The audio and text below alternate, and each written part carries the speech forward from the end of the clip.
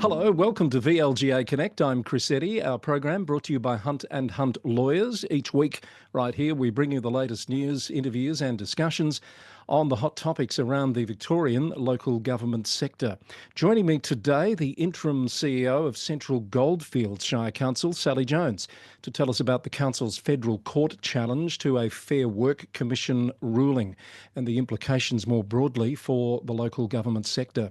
Mornington Peninsula Shire Mayor Anthony Marsh is here, along with former council CEO Mark Dupe, to talk about one of the hot topics of the moment, opening up councillor briefing sessions to the public. But first, let's look at some of the stories making news this week. City of Stonington CEO Dale Dixon, PSM, has this week called out personal and malicious commentary and physical threats directed towards council officers and some councillors. Mr Dixon said malicious online comments have been largely targeted at female leaders, and he challenged a misconception that councillors are fair game just because they're elected. He said he wouldn't hesitate to involve Victoria Police if necessary to protect their people. Greater Dandenong City Council has taken the first step towards live streaming councillor briefings to the public and will receive a report on the costs and support needed within 2 months. The motion from Councillor Rhonda Garrard received the support of half of the councillors present and was adopted on the casting vote of Mayor Jim Mametti. Mount Alexander Shire Council and Hepburn Shire Council have partnered to deliver consolidated building services across the two shires. The combined team will be managed by Mount Alexander and is expected to result in cost savings for both councils. The new service starts on the 1st of April. Frankston City Council has implemented new guidelines requiring political neutrality from councillors running for higher office and from grant recipients. The move is to deal with past concerns about bias and damaged relationships, according to a report from the Frankston Times. Mayor Chris Bolam said the council would play a straight bat on such matters under his watch.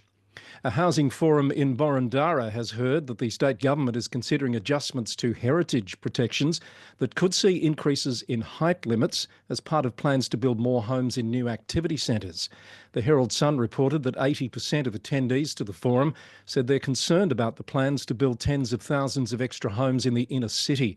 They were told more announcements are expected from the government about the proposed reforms in the coming weeks. Whitehorse City Council has a community forum scheduled on the same topic for the 27th of February. A planned delegation of mayors, CEOs and community members to the steps of the Victorian Parliament is on hold after the mayors of Albury and Wodonga secured a meeting with the Victorian Health Minister. The meeting, believed to be occurring this week, is to discuss concerns about plans to refurbish Albury Hospital instead of building a new facility on a greenfield site. Now some appointment and election news. Moorabool Shire Councillor Moira Berry has been elected as the new chair of Perry Urban Councils Victoria. Bass Coast Deputy Mayor Brett Tassari is the deputy chair. Hobsons Bay has appointed an acting executive team while investigations by integrity agencies are ongoing. Former Queenscliff CEO Lenny Jenner has been appointed acting manager of corporate integrity on a temporary basis, and Ingrid Bishop has been recruited as acting director of corporate services. Baw Baw Shire Council has appointed a new interim CEO. Cohen Vandervelde has been appointed through mid-April, with current interim Martin Hopley on personal unplanned leave. And at South Gippsland Shire Council, Alison Jones, the council's Director of Performance and Innovation, has been chosen for the interim CEO role, with the departure of Karen Ellis there after 5 years in the role. That's the latest from VLGA Connect News. Keep up to date with the latest from around the sector in Australia and beyond on the Local Government News Roundup, available wherever you listen to podcasts.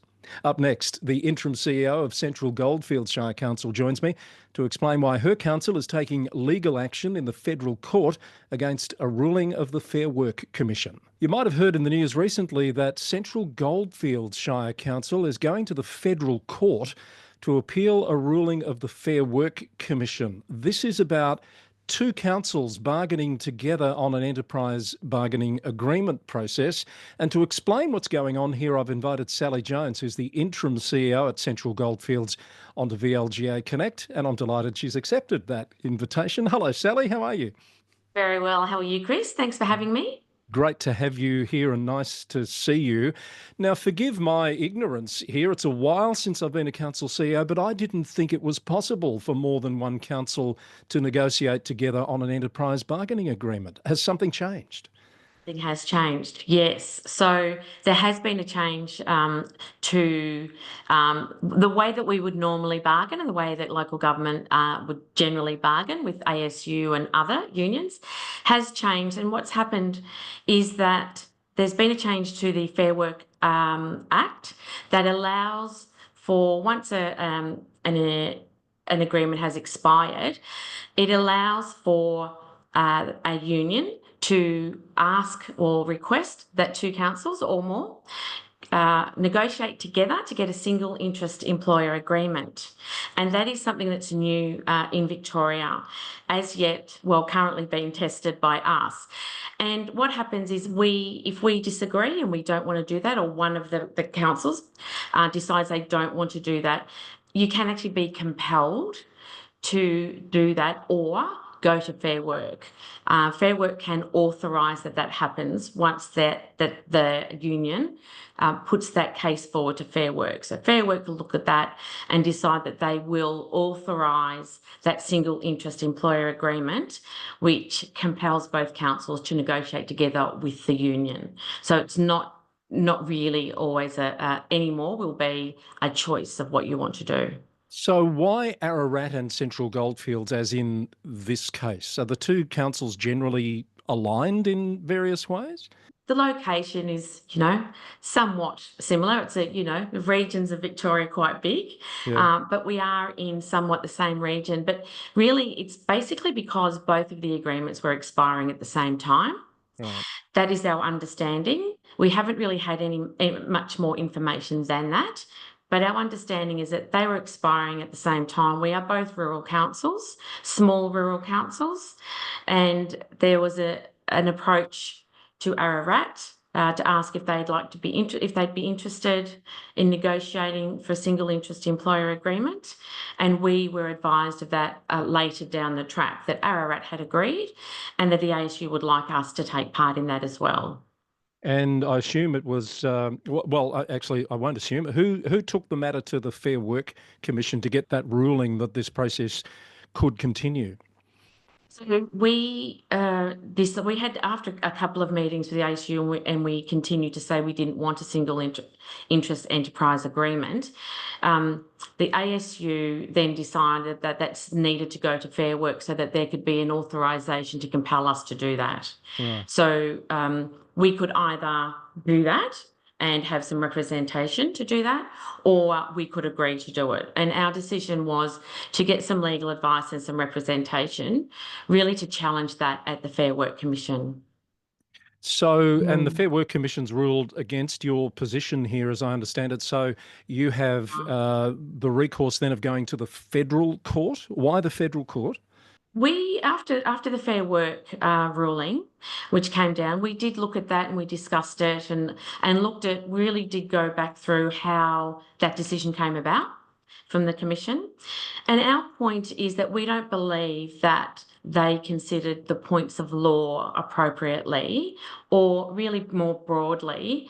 And so we weren't able to get really an understanding of why we're being compelled to do this and why that authorisation was issued.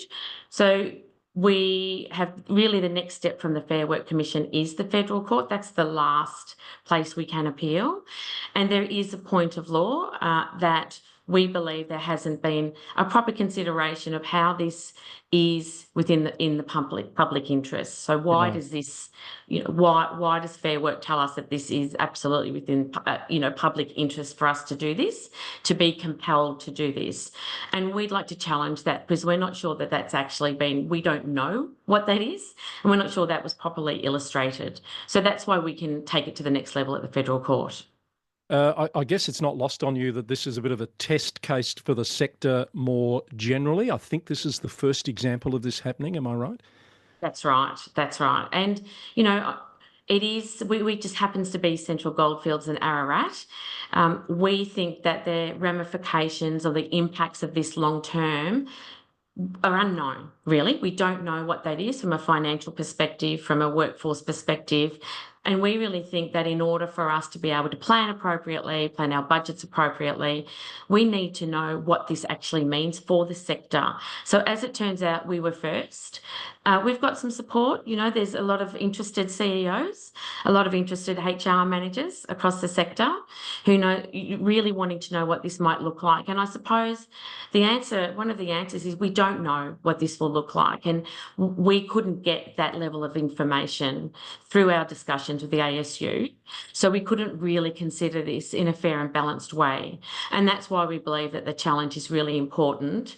And once there is a change like this, if this is a precedent either way, then it really does help set the direction for the rest of the sector, at least for the next few years. Some might suggest that there's sense in not having 79 individual agreements across a sector where, people are effectively doing the same thing. But you and I both know that no two councils are truly alike. I guess, what do you see as the broader implications for the sector here? I think that's true.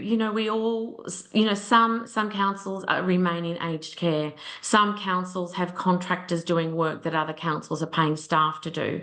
There's quite a lot of differences when you look at, and we have very different communities. We're not necessarily providing the same service or level of service to all of our communities. It's really quite broad, as you know, and there's a lot of diversity in that. And I think that there's, some of the discussions that people have had with me is, oh, well, someone's digging a hole in Ararat and they're also digging a hole, in central Goldfields. And that's a bit of a blunt tool for me. The other issue, which is significant for our sector, is, councils have ways and means that they want to attract people, particularly in the regional and rural areas. How do we attract the best staff? We might want to go and say, within our negotiations, we'd like to offer something as an extra added bonus to a staff member because maybe we can't pay them what they get paid in the metro. How can we attract people to those areas? And it might be another week of leave. It might not be that. It could be anything that means, what can we do from an innovation perspective? What can we do to attract people to come and work with us? And sometimes that has to be, well, it often is negotiated at the table. I've been part of negotiations in other councils where there was an acknowledgement that that workforce really required something that isn't part of a normal negotiation or wasn't at that stage part of an employee agreement. And so we want to be able to be innovative with that. We're struggling, the sector itself is struggling quite a lot with how do we attract staff? It's becoming more of an issue. We are dealing, obviously, with less revenue across the board, and we're trying to deal with ways of attracting people to work with us, making it something that they might not get at the council next door. Yeah. And how do we do that in a way that makes us stand out as an employer of choice? And I think if you're looking at blanket style agreements, that being an employer of choice, it really does limit how we can do that. And we have such talented people in the sector, and they deserve to be able to build a career and take their best choice where they'd like to go next. Yeah. And really, it's important for them to be able to, make that informed decision about where they'd like to work and why, and what we can offer them. You said you've been getting some interest from other council CEOs. Do you think there's a more broader recognition at this point of what a sleeper this issue could be? Yes, I think at first it was one of those things that, one of those issues that popped up for a council or a couple of councils. But of course, as the agreements expire over the next couple of years, I think it's very well known that the ASU does intend to have this across the state, to have single interest employer agreements with multiple councils across the state. And so I think that as what we wanted to do was talk to the sector in general to let them know we weren't aware that this is what the ASU were wanting to do. We would have liked the ability to have that discussion with them first.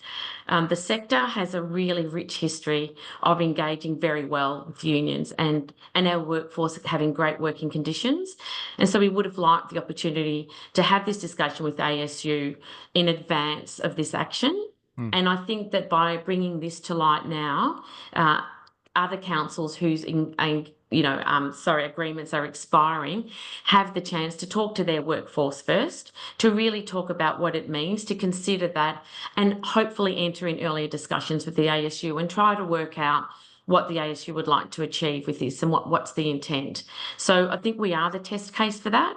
And I think the CEOs, quite a few CEOs who have expiring agreements, are paying attention. And no matter where this goes, this is something that as a sector will have impacts either way. And so it's really important that we do this together. And I think there has been a lot of support, and I do feel that. I noticed, Sally, there's been a bit of attention on this issue in the regional media, and I want to put one comment to you that came from your counterpart at Ararat, who told the press that he would not waste ratepayers' money on an appeal, as you've chosen to do. How do you respond to that? Yeah, I think that's I suppose, a narrower view than what we're taking. The way that we see this, Chris, is because we don't know what the impacts are, and because we haven't really been able to get answers to what will this look at the end, what will it look like at the end of our negotiations in regards to is this a blanket agreement? How do we have separate salary agreements if that's what's needed, etc. We think that the financial impacts, because they're unknown, are probably going to be far greater than engaging legal advice to try and get the answers to that beforehand.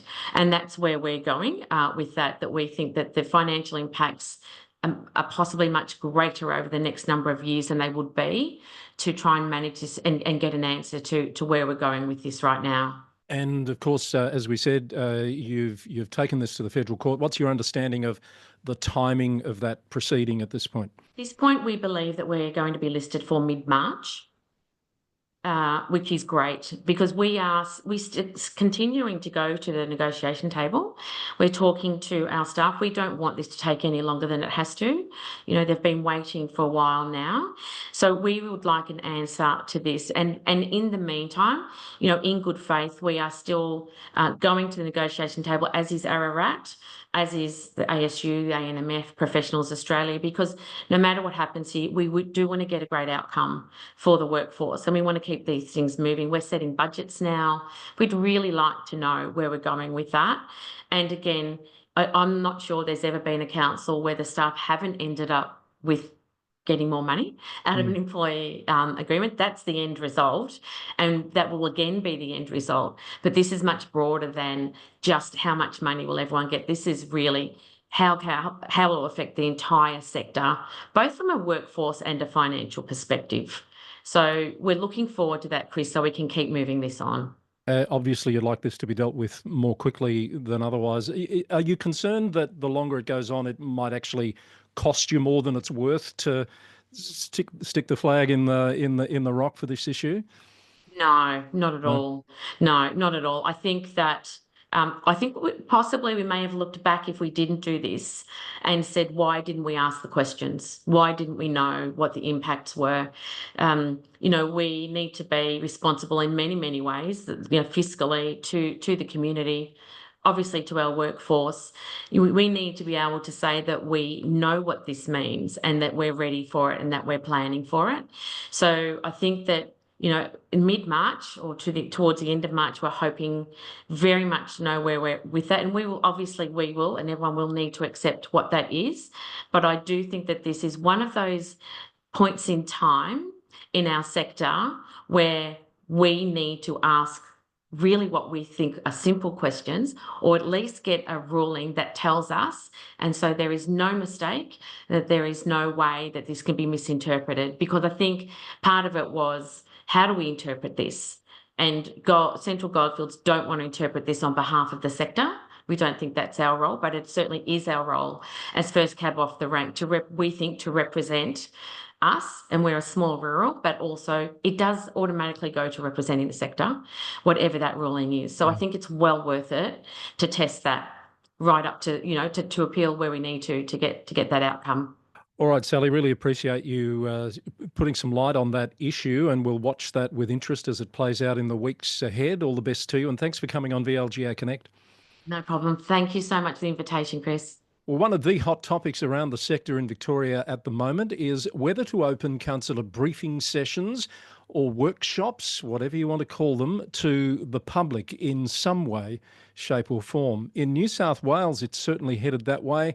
Guidelines currently on consultation have the basic position that councils will have briefing sessions open to the public unless needed to be closed for a good reason. But what do those good reasons look like? Let's have a look at how this process might work with former Baw Council CEO Mark Dupe joining me today for a discussion. Hello, Mark. How are you? Yeah, very well, thank you, Chris. Good to have you on the program. How's life beyond being a council CEO? Clearly, you haven't let it go completely because you've been giving this a lot of thought. No, that's right, Chris. It does give me the opportunity to use some of my knowledge and experience, hopefully to contribute to some debates that are happening in the sector. Excellent. I can focus on just one or two key items rather than the numerous ones I used to have as CEO. Indeed. So the Mayor of Mornington Peninsula Shire, Anthony Marsh, we were hoping he would be joining us. He's been held up, unfortunately, so hopefully we might have him before the end of the conversation. But as you can probably understand, there's a lot going on down on the peninsula at the moment. So we appreciate something more important may have come up. But what's happened at Mornington Peninsula, Mark, as you're aware, is that the council resolved last year to open their briefing sessions to the public online and to develop a protocol to that effect. That protocol is currently on consultation, on exhibition for public comment. And as of this week, another council, Greater Dandenong, has taken a step towards the same outcome, calling for a report on what it would take to open up their briefings to the public. It's being labelled as a move to increase transparency and trust in council decision-making processes. Mark, do you think it's fair to look at briefing sessions as perhaps a limit on transparency and a dampener on trust? Well, I think there is perceptions by some people out there that it well may be, Chris. However, I'd put to you that I see briefings or workshops, however, in whichever terminology. I think different councils use different terminology. They are an important part of officers being able to brief council on what are quite often significant confidential matters, but also sensitive matters. You know, for example, if there's a major strategic planning matter whereby could be looking at rezoning land, or it could be council could be looking to acquire land, for example. There needs to be a space where officers can brief council. There also needs to be an opportunity for councillors in particular to be able to ask those questions, because that is part of council's role as responsible authority. I would, however, and I think you would have seen my paper on LinkedIn on this, I think any movement towards greater transparency by councils and seeking greater community engagement needs to be seriously considered, given that there is in many of the institutions in our society a certain level of distrust that has grown over time. But I don't think this is, frankly, in my view, a panacea to all the problems that may be existing in relation to transparency. Yeah, on that point, Councillor Garrard at Greater Dandenong, in debating her call to open up briefing sessions at that council, said this week, quoted some studies that half of people have low to no trust in local government. And she said effectively that people think it's unacceptable to have meetings behind closed doors where they believe decisions are being made out of the public notice. So there's an issue there about what people think is happening in these sessions, isn't there? Very much so. And I think that's where, for example, the protocol for Mornington Peninsula is probably one of the first times I've actually tried to see this defined, and so can give a basis for council to then engage with their community to be able to say, well, these are the sorts of matters that we do discuss in these sessions, which, as you say, many people think are just sessions for decisions to be made behind closed doors. And quite frankly, they're not. The Act actually precludes that, as you're well aware. And I think there's been plenty of discussion in relation to this over the last few years, and there's been directives at various times from local government Victoria on it. So I think that challenge, though, is the perception and the reputational issue. That's the one that I think we're all struggling with. It's probably the issue that's attracted the most attention and discussion of all the issues that I've been reporting in recent times on the Local Government News Roundup. Some former councillors, current CEOs, governance people have weighed in. I just want to throw a couple of the comments at you, Mark, and get your take. For example, it's been suggested that staff will be less likely to be open and provide frank advice to councillors if they're doing so in a public forum. Do you think that's fair comment? Yes, I do think that is a very fair comment. There would be a major training exercise, I think, for a number of staff, because at the moment, when you were giving a briefing behind closed doors, and you're giving quite often frank advice, to do that in a public forum would be firstly daunting for some of the staff involved. It's not so much for the executive and CEOs, who are generally trained in that. And then also it's a case of, well, how do you actually present some of that information to the councillors in that public briefing session? Because you will have members of the public there who may have a vested or a secondary interest in these matters. Yeah, how does that play out for those staff members? I think it's very challenging, and it could impact, for example, whether people actually want to long-term work in the sector, because people who are working at the lower levels in the organisation may not want to have that stress and anxiety, which a public forum like that naturally brings. Yeah, I don't think we should underplay that stress and anxiety that people within council organisations at those lower levels will feel, when, not just when they've got to speak in front of councillors, but also senior executives. So it seems to me a training and an upskilling need perhaps would be required here. Well, I think definitely, and certainly, and as the protocol does talk to this, there needs to be some pretty serious ground rules around around how the briefings would be ran in those public sessions. And I think I've also talked in the past about also what is the format of these briefings? Are they going to be online as well? Because if they're going to be online rather than just in person, for example, you could say to the community, yes, if you want to come along, you can, but come along in person. If they are online, well, that changes the ball game for me quite significantly again, because anything that's online, it's digital, it's there forever, and it can you'd hope be used in positive fashions, but we all know that that's not always the case. Yeah, I think in the Mornington Peninsula case, it's about making them available to view online, live, not in person. But of course, it's not a great stretch to see that perhaps happening down the track, or one of these other councils considering doing this, having a gallery as they do at a formal ordinary council meeting.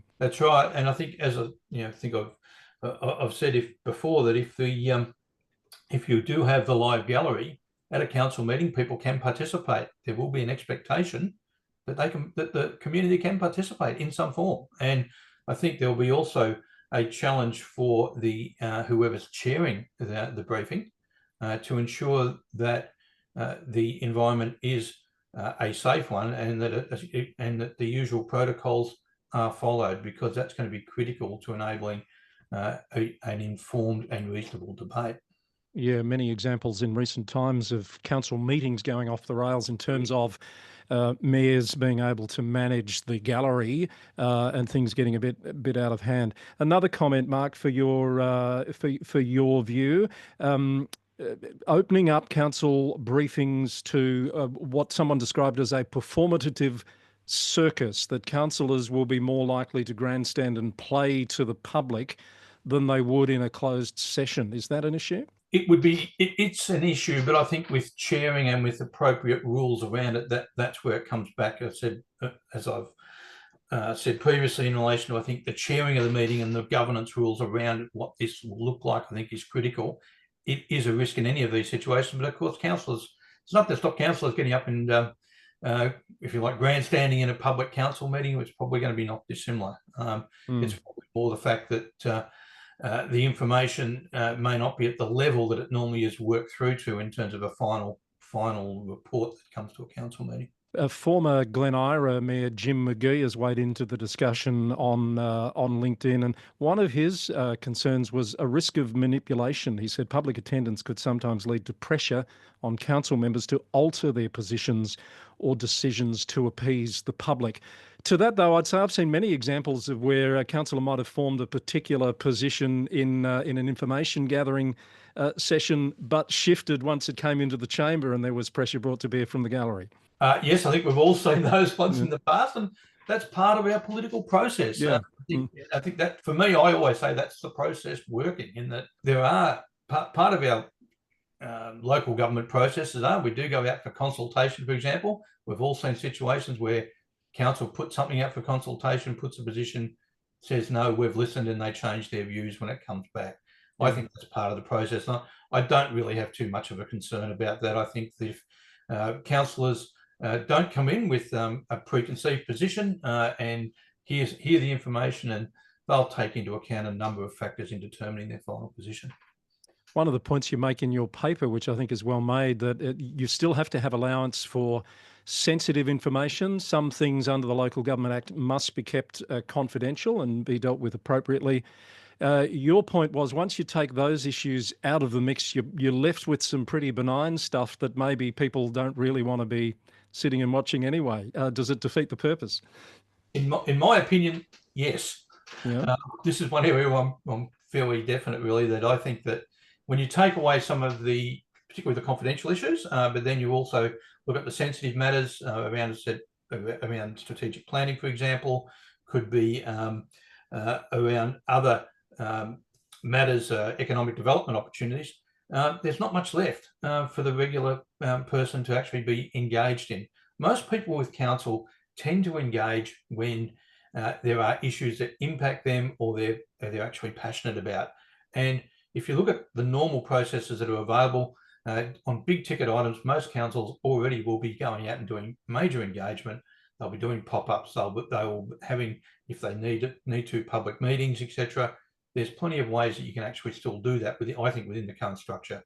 The benign day-to-day stuff, I don't think the vast majority of people would be very interested in. So if you were to score the protocol at Mornington Peninsula, which is really the first example in Victoria we have to go by, what do you think out of 5 in terms of the balance it's trying to achieve to get this transparency but also manage the sensitivities? Oh, I think it's certainly about a 4 out of 5. I think it's been written by Maddox. I think this really is the first time we've had a piece of, if you like, in my opinion, quality work that enables us to really take this debate forward.